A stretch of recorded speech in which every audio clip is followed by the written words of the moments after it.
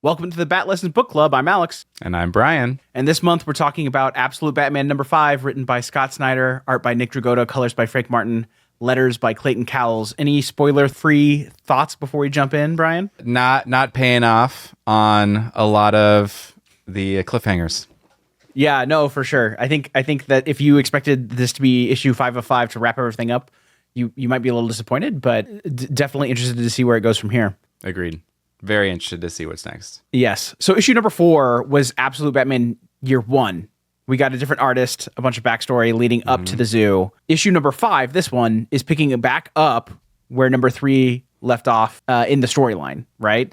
And the gist of the story so far is that Gordon is mayor. He's running for re-election against a guy named Hill. It seems like he's going to lose. Bankrolling that election, or that campaign, the Hill campaign, is Black Mask. He's in this world, in this universe, he's like an oligarch / crime lord who is opening black site prisons all over the world, as well as running a gang called the Party Animals, which is like the bribing normal people with crypto to sow chaos, right? Is the gist of the Party Animals, to like help sway the election and like fight enemies. Where we left was Black Mask had successfully bribed Commissioner Bullock and is trying to bribe Batman, and we think Alfred tells him he should do it, and we think he does. He says, "All right, I'm going to take the bribe." That's the cliffhanger at the end of issue number 3. That's right.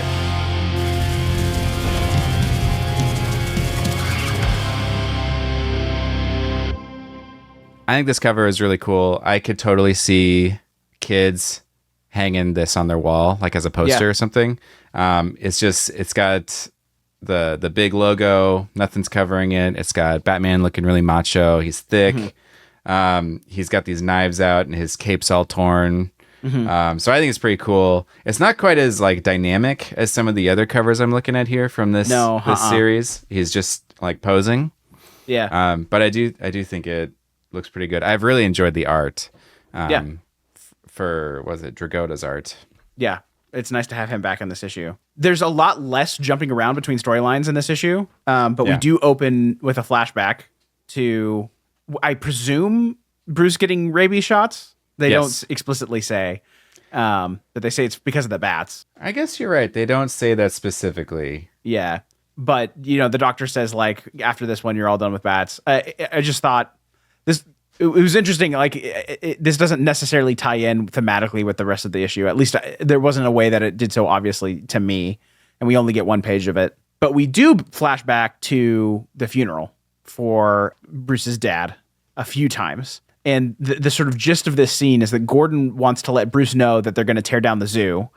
And Bruce asks like, what are they going to do with it? And he says, turn it into something practical. People will forget about it. And Bruce sort of has this idea and chases after Gordon, has sort of like a second thought after that conversation. And he says he wants it to stand as a symbol, to be something for people to look at.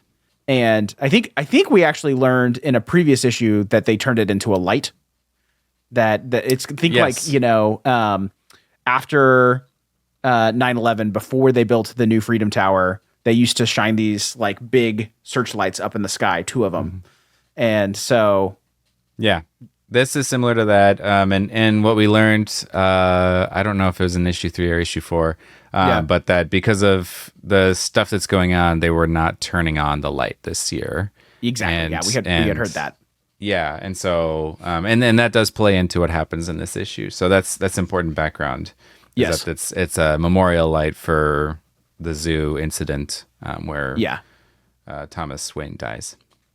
The sort of like primary thrust of this whole issue takes place with Batman sort of going to meet up with Black Mask at some sort of like predetermined, pre-agreed upon time to exchange the money, to basically to take his payola. And there's like a cool sequence where we see him driving through town and the party animals are just like observing him, but not intervening. And Alfred's like kind of cheering him on, I guess. He's watching and he's like, you're doing the right thing.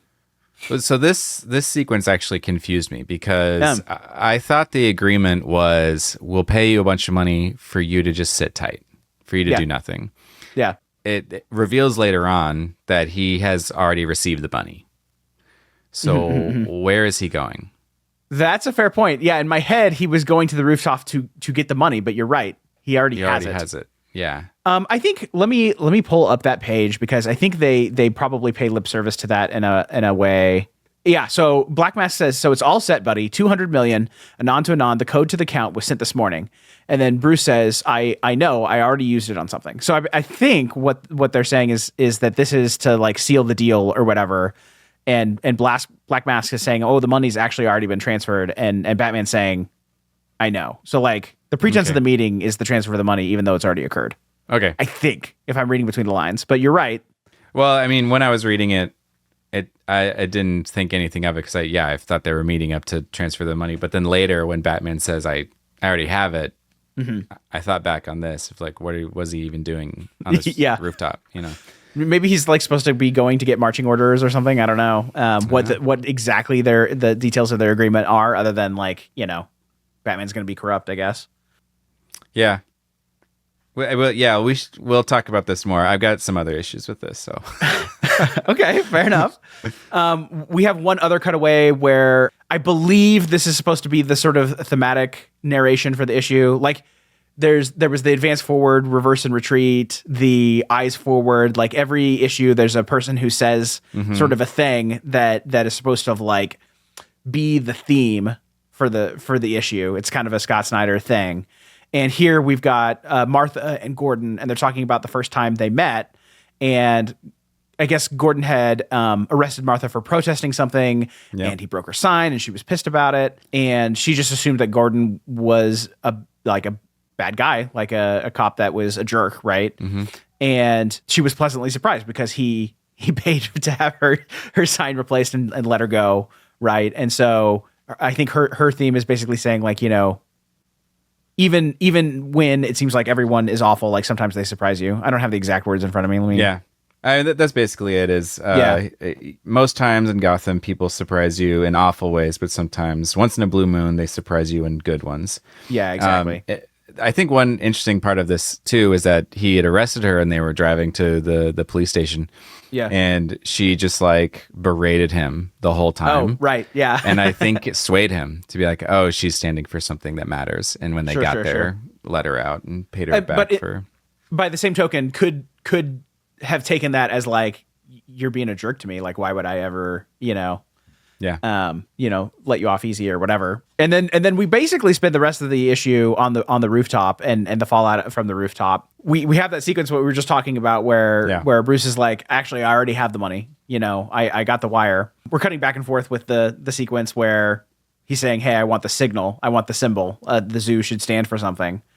And we learn that Batman has put all of the money. He's gotten cash and he's put it on the bat signal. And same day, managed to get $200,000 in tender. Yes. Arranged it in this shape. Yes. And then on the memorial. Yeah. And this is the origin of the absolute bat signal. I get the sense this bothers you. It's just there's a few times where like the impracticality of this the storyline bugs me. Like it's not this huge deal. It's just it catches me up a little bit. It's like when you're watching a movie and something like impossible happens. Sure. And you're like, oh right, I'm watching a movie. You know, and this is one of those types of things where it's like it's fun. It is like bombastic, but it's not entirely practical. Sure, it's meant to be this like triumphant moment, right? Because we've been on a cliffhanger for 2 months now, right? Where like, oh, is Batman corrupt?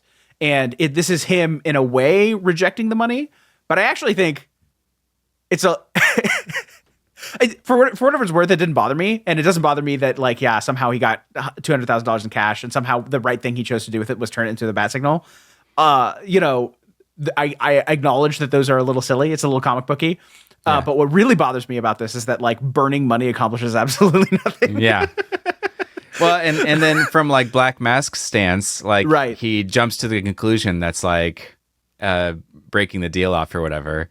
But it's also like, I paid the money and you can do whatever you want with it. And if it's burn it, I think I need to ask, is this symbolic? Like, is the deal off, or you just hate money? You know? Yeah, that's true. Yeah, Black Mask is almost sort of like instantly like, oh, you are throwing this in my face, Yeah. And basically Batman gets Black Mask to monologue, right? And basically admit to running the party animals and like having people, killed and like wreaking havoc on the city.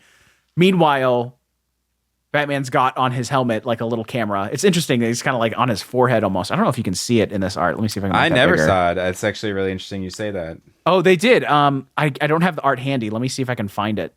Oh, I see it. Yeah, it's like off center to the side of his cowl, or on his cowl, like on his above his right eye, I guess. Yeah. And he's kind of looking down to have it look straight forward. It's very weird and contrived. But I think if you look at this art that's on the screen right now, that they don't show like a speck, but they do show sort of a circle above his right eye, like cut out of the shadow. That I don't know if that's meant to imply the camera lens or not. I don't know. Because it is like one of those like highlight dots that you see. It is, but like based on where the camera is in this other imagery, it's like right in the middle of that. So right, exactly. So yeah, the sort of the reveal is that Batman has gotten Black Mask to admit all of his evil deeds on camera, and like presumably it's like being broadcast on the internet or on TV or something like that. Yeah, well, Batman says everything you said, it's already at every news station in Gotham. Right. Alfred is all gung-ho for Batman to take the deal. Right. Batman burns it. Mm-hmm. Alfred is suddenly very pissed. Right. I guess we didn't necessarily explicitly say that. The fact that it's on the light making the symbol, the light is so hot that the money starts to burn. Yeah. I do have an issue with that because that doesn't make any sense to me. Why not? Is that a shadow of the money? Yeah. The signal is like the memorial light that's shining up in the sky. Okay. I showed that art. You did. I didn't realize that was a light. I just thought it was the ground. This is the Zoo Memorial. It is. Well, I knew it was there. I didn't know this was the light that it was sitting on top of. Okay. This is why it's cutting between, we see the money, we see Bruce say, hey, the Zoo Memorial needs to be a symbol for people. Yeah. Right? Yeah. To Child Bruce, to Gordon. And then we zoom out and it's on top of the memorial light. Oh, man. We had a moment like this in the last one, too, where at the end I was like, I can't believe I didn't put that together. It was the Orange Blossom special thing where I was like, oh my God, I can't believe I didn't put. So no worries. This makes a lot more sense. I'm with you. I had thought that he was like, I'm turning the light on in terms of like lighting a big bonfire. Oh, even if they don't turn the light on. No, but now I get this bat signal we are looking at is the memorial light for the zoo. Yeah. Yes, and the money's on top of it. And the money's sitting on top of it. It's just a really big light. I think it might be part of it's cool symbolism, and it's this triumphant moment, but I do think it is a little contrived, and the fact that you kind of didn't catch the train on that, I think speaks to the fact that it's a little contrived. So I don't know that it's entirely your fault there. If they did this progressive shot where it's like money, then they zoom out, more money, then they zoom out, and then it says, if they had zoomed out just one more time, sure, you could see the light. So I just thought that was just some thing, like some ground, I don't know, that it was sitting on. So, yeah, my fault. No worries.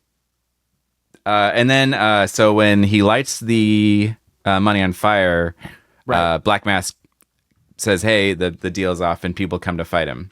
Right. So we have talked a little bit about his fighting technology that I think is interesting. Yeah. It's like he cut that guy's arm off, and we were like, I thought he had a no-kill rule. How are you surviving massive arterial damage? Yes. Well, that guy's back. He comes back, and he says, payback time, and he jumps on Batman's back, and then Batman rips out these... It's like back spikes. Spikes, yeah. Which we saw on the cover of issue 4, but I don't think we've seen in action yet. I might be wrong. Certainly, he's not used them on anybody. I think he might have like bristled them, in a cool pose before. But so there's this. It's kind of it's gruesome, but it's kind of funny to me that there's this massive guy that is like literally like stuck on Batman's back because these spikes are in him. And he's just kind of saying, like, guys, help me, get me off of him. Yeah. And it's just, I don't know. This is a very brutal. It is Batman. Yeah. I would definitely say above average for like a monthly comic book for sure in terms of like violence and blood. Yeah. And et cetera. But so then they do capture Batman. Yes. And that's when Black Mask monologues. And Batman That's says, fair. Gotcha. Sure. And Batman says, I got all this on video. So Black Mask is like, oh my God, you actually think that you've accomplished something here. Oh, sure. Yeah. And then is like, well, if I'm on the stage, let me speak to the people.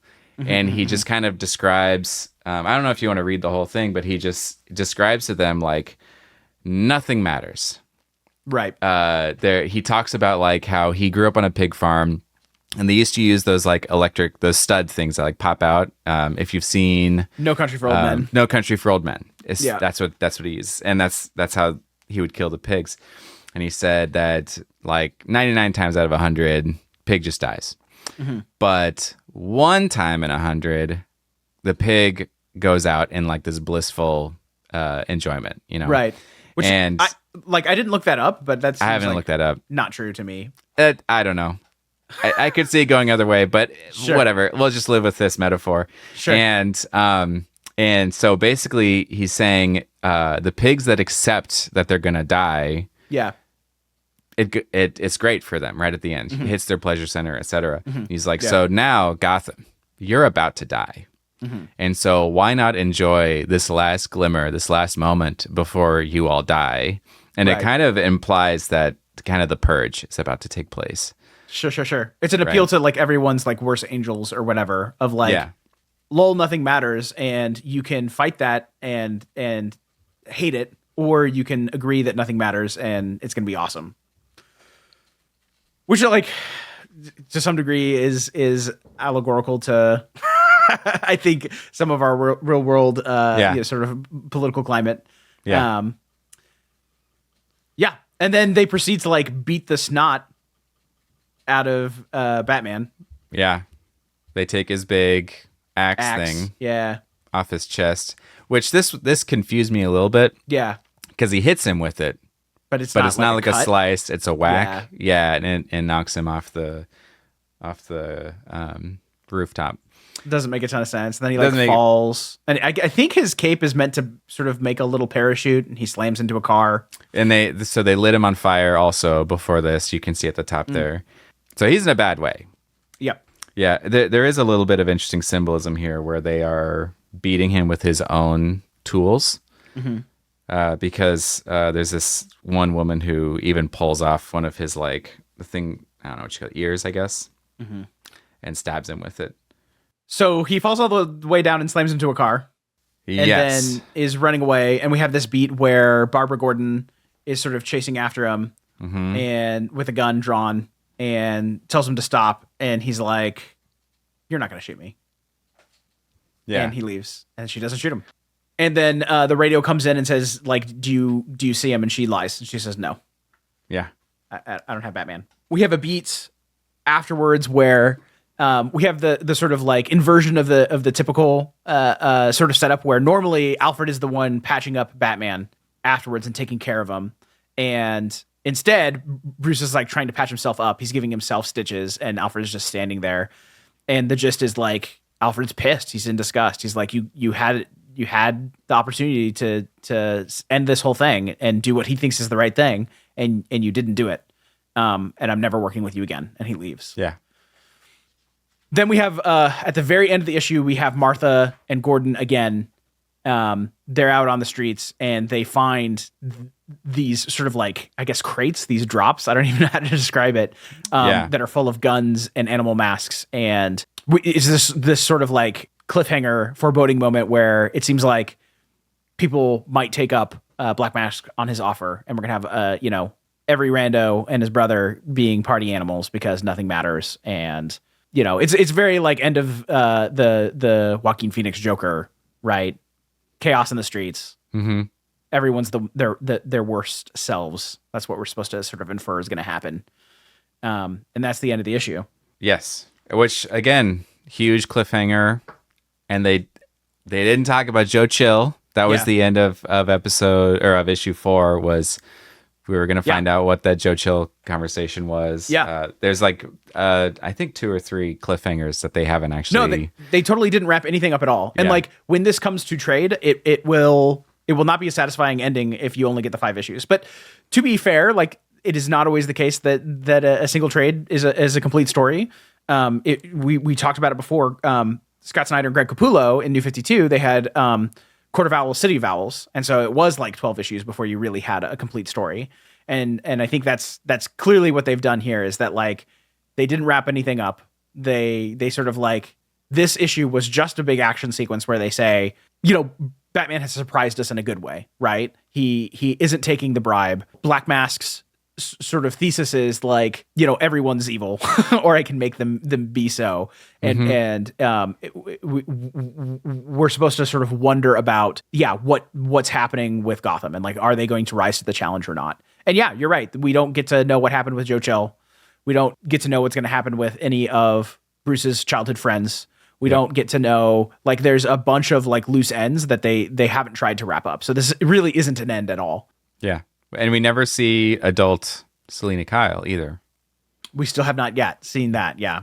So there's a lot of things that they're having us wait for. And I think this is designed to whet the appetite, to continue, stringing us along, to try to keep us interested, to try to keep it, the suspense. It's the continuation of, it's not quite a mystery box, but the continuation of the open questions, for sure. Yeah, definitely. How does that strike you? How do you feel about that?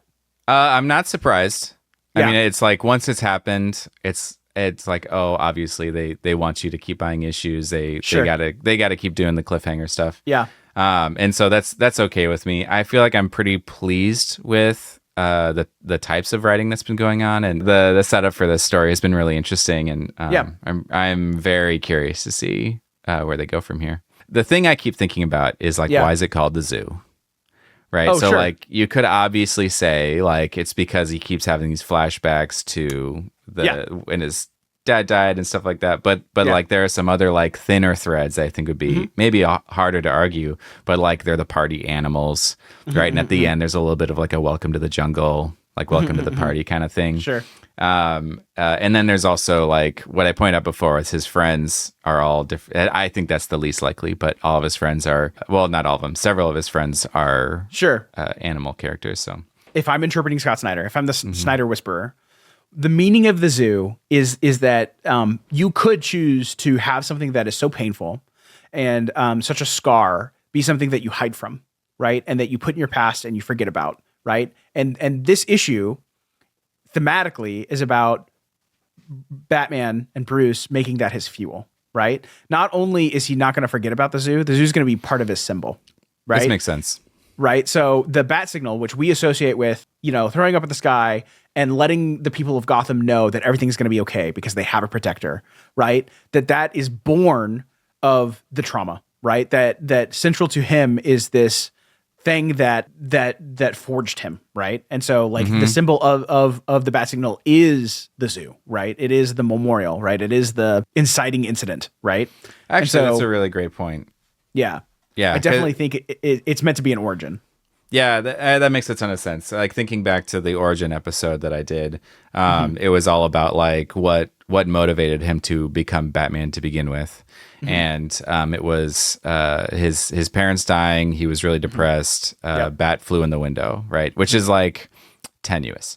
Whereas like this is much more believable, right? That there's this extreme trauma, and that he's carried it with him. He got bit by the bat. They were in the bat enclosure or whatever when all that stuff went down. And he had gone to the Zoo because he won the science fair with a bridge that was themed after a bat, right? That's so right. Bats are like fundamentally a part of the trauma.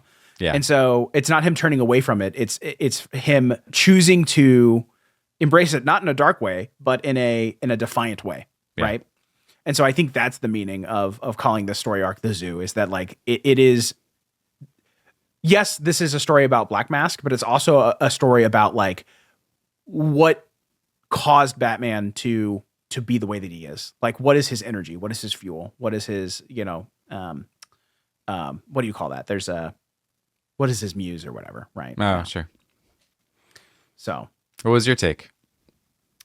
I think it was pretty good. I should have, like you said, not been surprised. Like, knowing Scott Snyder, he's done like 12 issue arcs before, knowing how well this is selling, knowing that they've signed on for 2 years.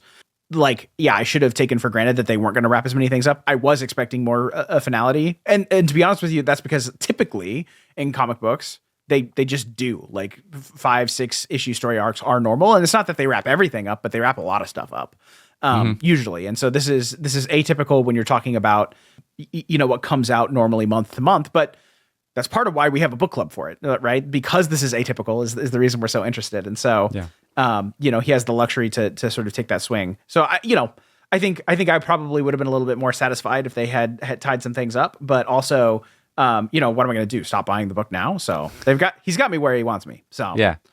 What do you think's going to happen next? I have no idea. Yeah. Like zero clue. I was just thinking it's really hard to have any idea because it's every issue has some sort of left field thing I never expected. Well, and so many of the predictions that we've made on previous episodes have been very wrong. And so, yes. I think for sure we're gonna get to see Selina at some point. They've alluded to Bane, and I think he's done interviews where he said Bane is coming at some point. They've alluded to Joker. I think that's coming at some point. It wouldn't surprise me at all if they don't actually do a super definite resolution to the Black Mask story, and instead had it be sort of like a big bad that they resolve in 3 or 4 story arcs, right? They might do sort of like half resolution and then move on to something else. But I think they have to do something about does the city rise to the occasion, or are the citizens better than that in the next issue? Right. So I think that's only the beat they have to service. Everything else is they can keep us on the hook. So yes, I'm very curious about this purge concept because there's several. It's probably more than I know about, but there's a number of storylines where Gotham does fall into absolute chaos, and that is when the city realizes they really need Batman, even though he's not the right kind of justice. Sure. And so I'm curious to see where they go with that. Hey, Bat Fam, hope you like the show. If you do, give it a thumbs up and subscribe. It helps us out a lot. Stickers. We got stickers. It's a great way to support the show. Just $5. Link in the description and on batlessons.com. To keep the Batman history train going, watch this video next.